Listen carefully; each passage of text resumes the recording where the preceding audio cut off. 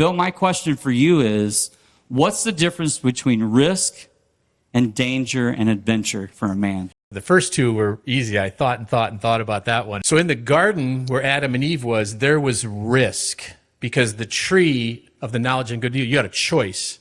And anytime there's a choice, there's risk, but there was not danger.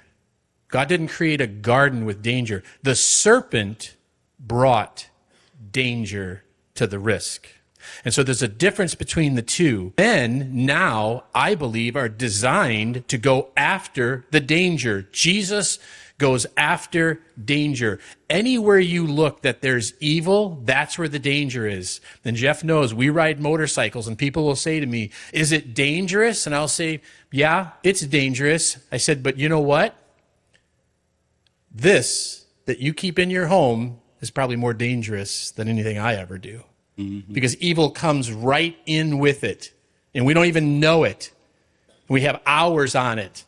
That's more dangerous to me than that.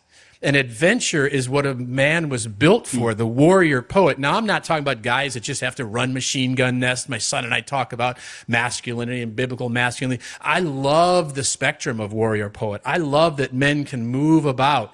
But what adventure is a man that gets called by God to go do something, and it almost always means going after something evil. And guess what? There's going to be danger.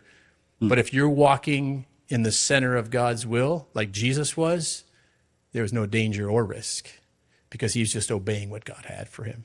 He was living an adventure. He had to go after it, but he was safe because God was with him, and there wasn't the risk people thought.